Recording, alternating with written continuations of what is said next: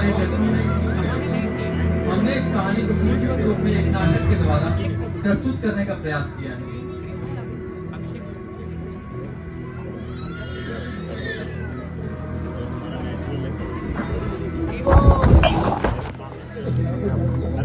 असली सवाल यह है कि मैं असुर हूं या वैष्णव।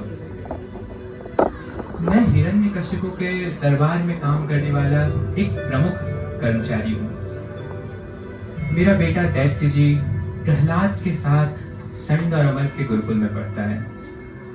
मुझे ये बात पता है कि आज रात वे सब मिलकर भगवान विष्णु का गुणगान करने वाले हैं। वैसे मुझे ये बात उनके गुरु संड और अमर को बता देनी चाहिए, लेकिन मैं नहीं बताऊंगा। जब से मेरे बेटे दैत्य जी ने मुझे भगवान विष्णु के बारे में बताया है, मैं बदल सा गया हूं। वो कहता है मैं शरीर नहीं आत्मा हूं और मैं भगवान विष्णु का अंश हूं। मुझे यह सब सुनकर बहुत अच्छा लगता है। पिताजी,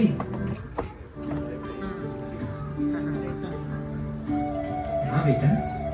पिताजी, आज प्रहलाद महाराज ने हमें सिखाया कि यह भौतिक जीवन एक सूखे कुएं के समान है, जिसमें केवल दुख ही दुख भरा हुआ है। अतः हमें श्री कृष्ण की शरण लेनी चाहिए। अरे बेटा दैत्य जी, थोड़ा धीरे बोलो, अगर किसी ने सुन लिया तो अनर्थ हो जाएगा। वैसे तुमने मुझे जो हरे कृष्ण महामंत्र बताया था ना, उसे मैं रोज जप रहा हूँ। मुझे बहुत अच्छा लग रहा है। प्रहलाद महाराज बताते हैं जिस प्रकार एक भूविज्ञानी पृथ्वी के अंदर से सोना निकाल देता है, उसी प्रकार एक ज्ञानी व्यक्ति शरीर के अंदर से आत्मा को जान लेता है। हर्ष रोज अपने बेटे से विष्णु की बातें सुनता और उन्हें एक डायरी में लिख लेता। वह छुपकर हरे कृष्ण मंत्र भी जपने लगा। लेकिन एक दिन दफ्तर के एक दूसरे कर्मचारी ने उसकी डायरी देख ली।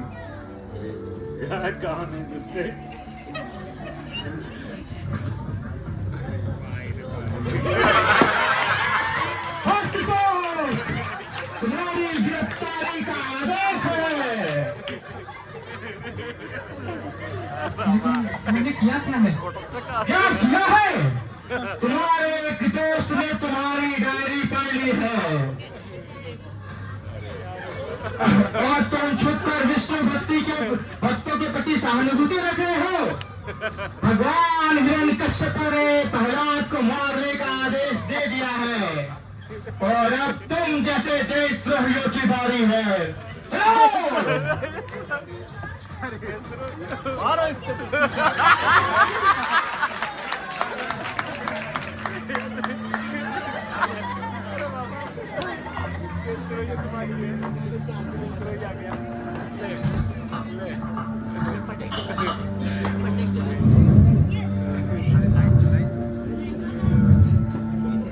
मैंने सोचा था भगवान विष्णु मेरी रक्षा करेंगे,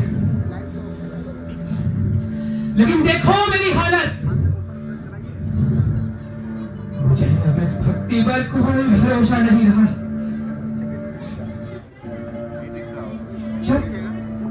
जब सम्राट प्रहलाद को नहीं छोड़ रहे तो क्या चीज है?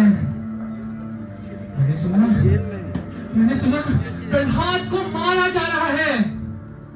काल पृथ्वी का अंधकार और यातना किसी का भी विश्वास तोड़ सकती है। हर्ष तो जिसने अभी अभी भक्ति का स्वाद चखा था, इस नर्क में आकर अपनी आस्था खोने लगा। उसे लगने लगा उसने वैष्णव बनकर एक बहुत बड़ी गलती की।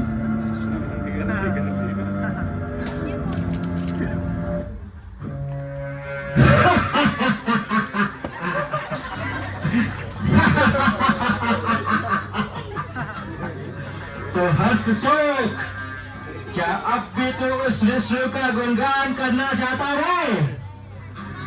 तुम्हें पता है प्रहलाद को यातनाएं देकर मारा जा रहा है और उसके मरने के बाद तुझे और तेरे बेटे को मार दिया जाएगा। क्या हिरण्यकश्यप को भी एक दिन मरना नहीं होगा? क्या समय और भाग्य के चक्र से कोई बच सकता है? चुप कर मूर्ख! क्या तुझे पता नहीं? लगता है तो हिरण्यकश्यप प्रभु के गुणगान को भूल चुका है। मैं तुझे याद दिलाता हूँ, हमारे भगवान हिरण्यकश्यप ने ऐसी तपस्या की है जो आज तक किसी और ने नहीं की। ब्रह्मा जी ने खुद उन्हें अमरता का वरदान दिया है। मेरे लिए तो तू एक कीड़े के समान है। मैं अभी अगर चाहूं तो तुझे मार सकता हूं, पर एक उपाय है।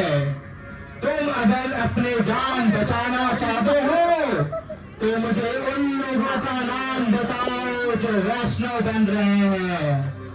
मेरे जासूस बन जाओ। ठीक है, मैं तैयार हूँ।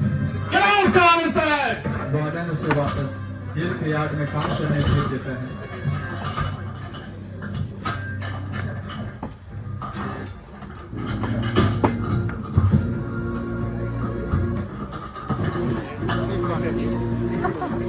लाइट जला दो अब। तुम शायद कृष्ण को छोड़ना चाहते हो, पर भगवान कृष्ण तुम्हें छोड़ना नहीं। तुम कौन हो और तुम्हें डर नहीं लगता? मैंने वार्डन से जासूसी का वादा किया है। मैं अंदर से एक असुर ही हूँ। भगवत गीता के अनुसार तुम यह शरीर नहीं हो। जरा देखो प्रहलाद, वो सबसे बड़े असुर का पुत्र है, पर फिर भी वो एक महान वैष्णव है। हाँ, वो सब ठीक है, पर मुझे अब इस भक्ति पर कोई भरोसा नहीं रहा। तुम्हें पता है, प्रहलाद को मारने का आदेश आ चुका है। जब सम्राट प्रहलाद को नहीं छोड़ रहे तो हम क्या चीज हैं? जब भगवान विष्णु ने उस प्रहलाद को नहीं बचाया जिसने उसकी इतनी भक्ति की, तो मुझे क्या बचाएंगे? तुम गलत सोच रहे हो मित्र। हिरण्यकश्यप ने प्रहलाद को मारने का हर प्रयास किया। उन्होंने उसे पहाड़ से फेंका, उड़ते हुए पेड़ में डाला, पागल हाथियों के पैरों के नीचे कुचलने का प्रयास किया। क्या ऐसा है? फिर क्या हुआ? भगवान विष्णु ने उसे बचा लिया। हरि बोल। और अब हिरण्यकश्यप स्वयं डरा हुआ है। क्या मतलब भगवान सच में है? मेरी दबी जिंदा है तिरंगी। तभी वहां जेल के गार्ड का छोटा बेटा इंद्रजीत आता है। उम्र में यह अशोक के बेटे जितना ही है, लेकिन इसका चेहरा अपने पिता की तरह ही एकदम कठोर और उदास है। उसे देखकर अशोक के मन में एक नई उम्मीद जाग उठती है।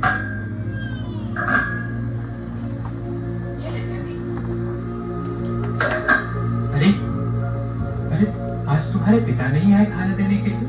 पिताजी को युद्ध पर भेजा गया है। मुझे सिर्फ खाना देने को बोला गया है और मुझे कैदियों से बात करने की मनाही है।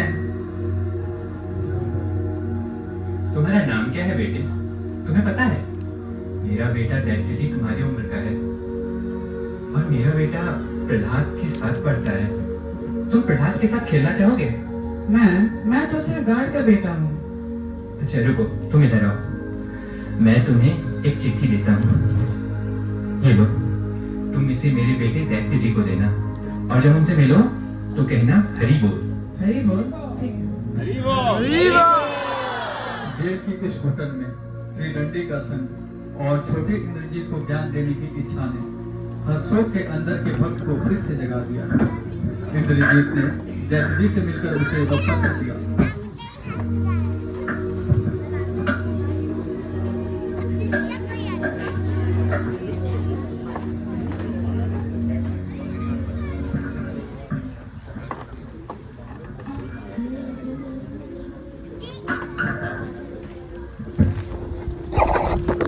नहीं, नहीं।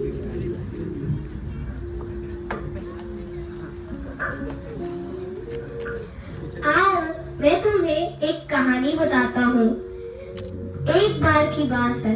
बुद्धिमान पुरुष को चाहिए कि वो सारी चीज त्याग कर भगवान की भक्ति स्वीकार करे, क्योंकि ये मानव शरीर बहुत दिन बाद मिलता है। क्योंकि अगर इसे एक बार नष्ट कर दिया जाए तो ये बहुत मुश्किल से मिलता है। तो आइए हम लेट क्यों करें, हम करते हैं कीर्तन।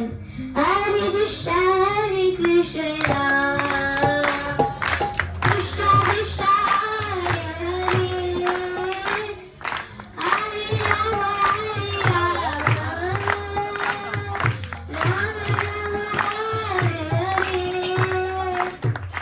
हरे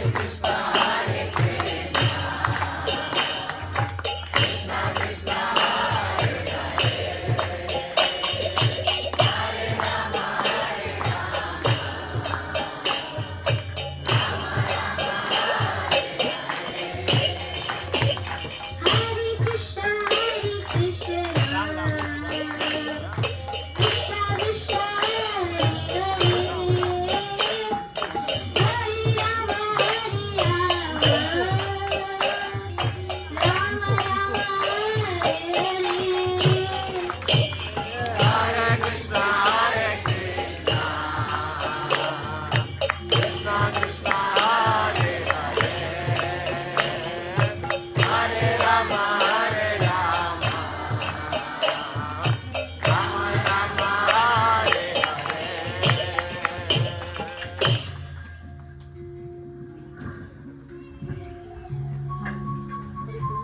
सुनो, यह महाप्रसाद मेरे पिताजी को दे देना।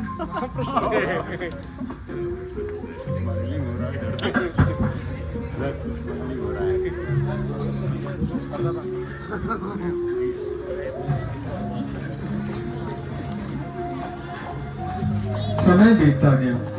एक दिन अचानक जेल के सभी कैदियों को प्रांगण में इकट्ठा किया गया। एक बड़ा सैन्य अधिकारी मंच पर खड़ा था और उसके हाव भाव बता रहे थे कि असुरों के साम्राज्य में एक कोई बहुत बड़ा संकट मंडरा रहा है।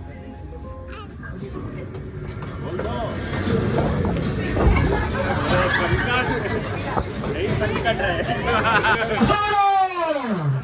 लगता है देवताओं के साथ हमारा महायुद्ध छिड़ने वाला है, और अगर ऐसी नौबत आती है तो तुम सभी कैदियों को उस संग्राम में भाग लेना पड़ेगा, और जो उस युद्ध में बहादुरी दिखाएगा उसे आजादी मिलेगी। तैयार रहो।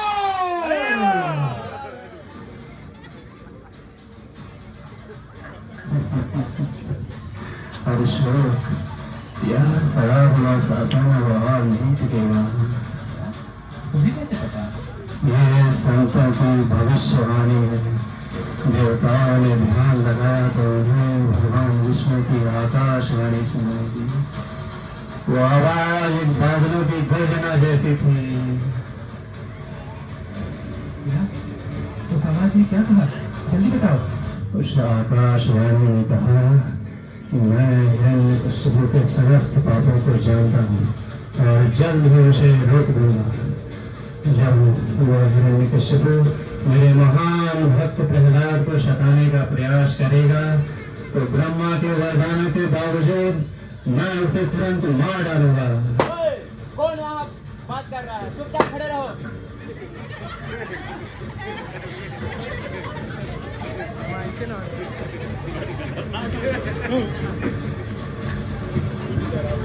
अशोक जी, आज मैं महल गया था। सब बच्चे फूल पहनकर प्रहलाद के साथ नाच और गा रहे थे। उन्होंने मुझे भी बहुत प्यार दिया। मुझे भी बहुत प्यार दिया। आपके पुत्र ने आपको यह महाप्रसाद दिया और चिट्ठी भेजा। बेटा इंद्रजीत, तुमने मेरी बहुत मदद की है। सब भगवान की कृपा है। अशोक जी, मैं भी अपने घर से भागना चाहता हूँ और प्रहलाद के दोस्तों के साथ रहना चाहता हूँ। ये रही चाबियाँ मैंने पिता से चुरा ली है। चलिए यहाँ से। क्या हम त्रिदंडी को भी आजाद कर सकते हैं? आजाद होने के बाद त्रिदंडी पहाड़ों की ओर चला गया और हर्षो उसके उसके बेटे दैत्य जी ने उसे हलवाई की दुकान के ऊपर एक छोटी सी अटारी में छुपा दिया, जहाँ हर्षों को चूहे की तरह शांत रहना पड़ता है, क्योंकि जरा सी आहट भी मौत को बुलावा दे सकती है। लेकिन यहाँ रहकर भी वो चुप नहीं है। वह असुरों के भ्रम को तोड़ने के लिए भगवान सबके लिए समान है, ऐसे विषयों पर पर्चे लिखता है। नहीं वाला शरण दिया। अशोक जी, मुझे मेरा घर लग रहा है। घर किया जा रहा है, मुझे घर जाना है। देखो इंद्रजीत, अगर अभी तुम घर गए तो वे लोग तुम्हें मार डालेंगे और तुम्हें बताना पड़ेगा कि तुमने मेरी मदद की है। तुमने श्री कृष्ण की शरण ली है, यह बिल्कुल सही फैसला है।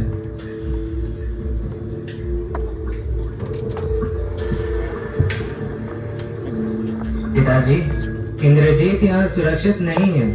प्रहलाद महाराज और उनके दोस्तों ने गुरुकुल के पास ही एक सुरक्षित जगह खोजी है।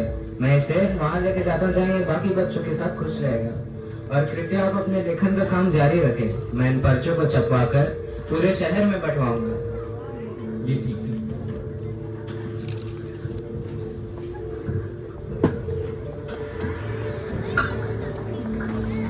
हर्षुक, सामने दीवार लगता है, नीचे आ गए। तुम बाहर मत निकलना, ठीक है? तुम यहाँ पीछे पे रहना, जब तक मैं ना आऊँ तब तक मत आना। अपनी सारी किताबें रख लो, यहीं पे रहना, ठीक है? जब तक मैं रहूँ तब तक मत निकलना, यहीं पे रहना, ठीक है? यह कमरा सरकार के काम के लिए अच्छा रहेगा। यहाँ पर हम लोग अपना मेज लगाएंगे, जहाँ अपनी हम लोग रणनीति कर सके।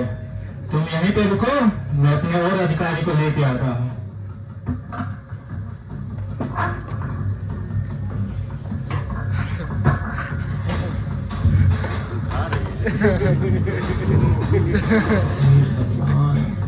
ये मैं कहाँ फंस गया हूँ? अगर मैं गिरा तो छत की कड़ियाँ आवाज करेंगी और ये रक्षक जाग जाएगा। जैसे कि मैंने बताया था कि प्रहलाद महाराज किस तरह ध्यान करते हैं। कभी वे भगवान को याद करके रोते हैं तो कभी हंसने लगते हैं। कभी प्रहलाद महाराज को लगता है कि भगवान दूर से उन्हें पुकार रहे हैं और बोल रहे हैं, मेरे बेटे रो मत, मैं आ रहा हूँ। सुना हर्षोक, तुम भगवान के दास हो। मैं भगवान का दास हूँ और मैं अपना काम करूँगा। हरे कृष्ण कृष्ण कृष्ण हरे हरे, हरे राम राम राम हरे हरे, हरे कृष्ण कृष्ण कृष्ण हरे हरे, हरे राम। सैनिक जा चुके हैं। हर्षोक अटारी में हलवाई के साथ बैठा है। तभी अचानक एक भयंकर दिल दहला देने वाली गर्जना होती है। रोशनी तेजी से चमकने लगती है और पूरी धरती कांपने लगती है।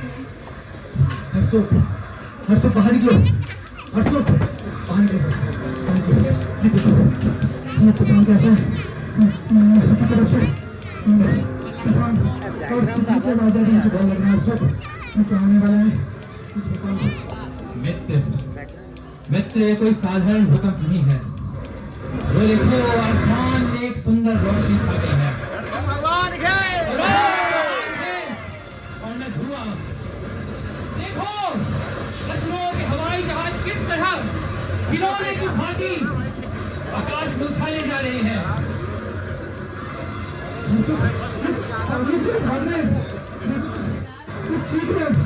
हथियारों की आवाजें, अभी लोग चीखने की आवाजें।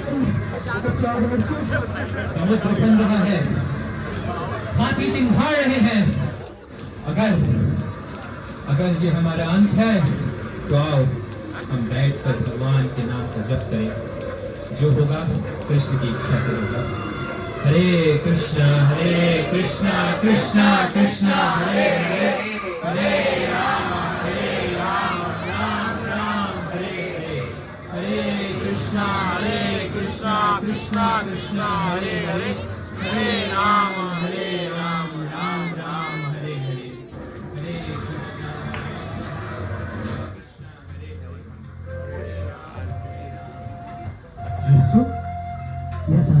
कैसी है? अचानक सब कुछ शांत हो गया। कैसी है? लगता है भगवान आ गए। हिरण्यकशिपु मारा गया।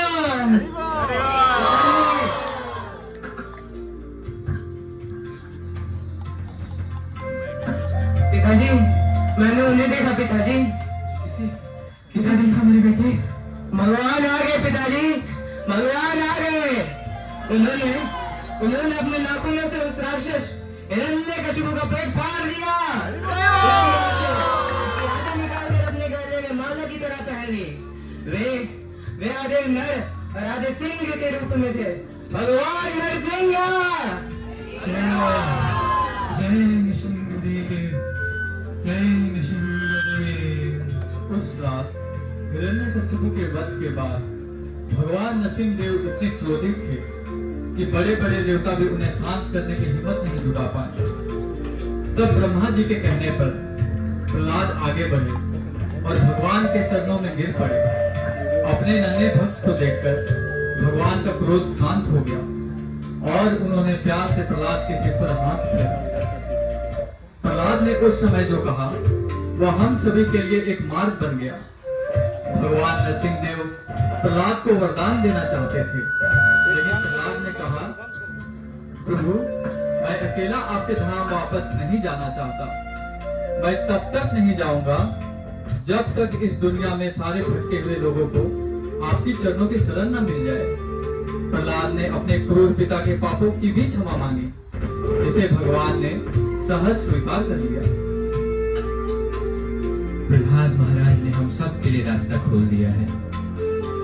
अब मुझे कोई संशय नहीं है कि मैं असुर हूँ या वैष्णव। मेरा जन्म चाहे जो भी हो, मैं जन्म जन्मांतर भगवान कृष्ण का एक प्रेमी दास बनकर रहूंगा।